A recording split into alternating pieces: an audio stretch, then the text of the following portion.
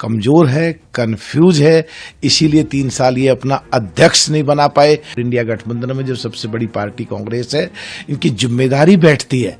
बसपा सांसद मलूक नागर ने बड़ा बयान दिया है।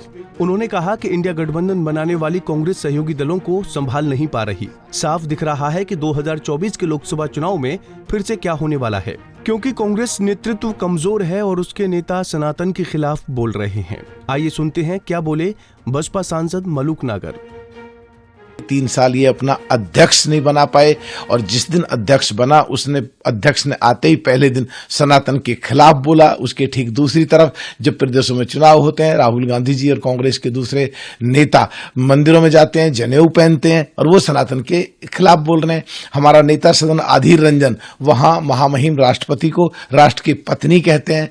तो ये लोग में लीडरशिप नहीं है। सो कॉल्ड इंडिया गठबंधन में जो सबसे बड़ी पार्टी कांग्रेस है, इनकी जिम्मेदारी बैठती है कि अपने सारे जितने साथी हैं इनके, हम तो उसमें थे नहीं, लेकिन उनको लगा के रखें और बीजेपी को हराने के लिए एकजुट हों।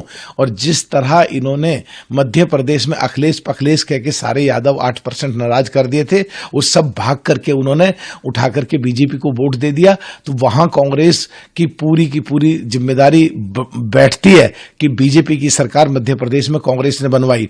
राजस्थान में जहां सचिन पायलट का चेहरा आगे रख करके गुजर समाज के 9% वोट है राजस्थान में, उनको मुख्यमंत्री ने बनाया, धोखा दिया। वहां सब गुजर नाराज हो गए और उन्होंने सचिन पायलट की वजह से या गुजरों को धोखा दिया, इस वजह से कांग्रेस से नाराज हो गए, बीजेपी को वोट दिया। इसका मतलब राजस्थान में भी बीजेपी की सरकार कांग्रेस ने बनवाई और जिस तरह इनके घटक दल अब सब टूटते जा रहे हैं, मुझे तो लगता है मलूक नागर ने इतना ही नहीं, अपने अंदाज में ये भी कह दिया कि राहुल गांधी और कांग्रेस का मंदिर प्रेम केवल दिखावा है।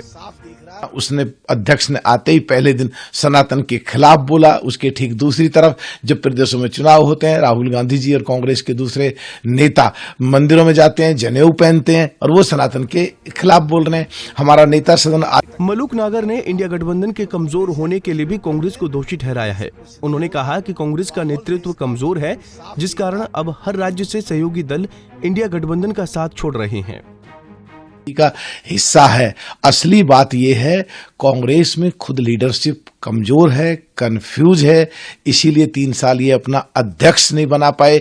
और जिस दिन अध्यक्ष बना अध्यक्ष ने आते ही पहले दिन सनातन के खिलाफ बोला। उसके ठीक दूसरी तरफ जब प्रदेशों में चुनाव होते हैं, राहुल गांधी जी और कांग्रेस के दूसरे नेता मंदिरों में जाते हैं, जनेऊ पहनते हैं और वो सनातन के खिलाफ बोल रहे हैं। हमारा नेता सदन अधीर रंजन वहां महामहिम राष्ट्रपति को राष्ट्र की पत्नी कहते हैं। तो ये लोग में लीडरशिप नहीं है। सो कॉल्ड इंडिया गठबंधन में जो सबसे बड़ी पार्टी कांग्रेस है, इनकी जिम्मेदारी बैठती है कि अपने सारे जितने साथी हैं इनके, हम तो उसमें थे नहीं, लेकिन उनको लगा के रखें और बीजेपी को हराने के लिए एकजुट हों। और जिस तरह इन्होंने मध्य प्रदेश में अखिलेश, बता दें कि चर्चा तो ये है कि कांग्रेस और बसपा में तालमेल बनाने की बातचीत चल रही है। लोकसभा चुनाव 2024 से पहले दोनों की दोस्ती परवान चढ़ सकती है। ऐसे में यूपी के बसपा सांसद मलूक नागर का कांग्रेस पर तीखा हमला करना समझ से परे है। वो अपने बयान में विपक्ष के सबसे बड़े नेता राहुल गांधी को निशाने पर ले रहे हैं और उन्होंने उनके मंदिर जाने को दिखावा तक बता दिया। इतना ही नहीं, बसपा सांसद ने 2024 में बीजेपी की जीत और उसके लिए जिम्मेदार भी कांग्रेस को ही ठहरा दिया। उनके इस बयान के बीच सोचने वाली बात यह है कि ये उसी बीएसपी के सांसद हैं जिस पार्टी में बहन जी यानी मायावती की मर्जी के बगैर पत्ता तक नहीं हिलता। अब ये सवाल तो खड़ा होता है कि आखिर ऐसे समय में सांसद मलूक नागर का ये बयान क्यों, कैसे और किस लिए आया है और क्या इसमें बसपा सुप्रीमो की सहमति शामिल है। Bureau report, Punjab Kesari TV.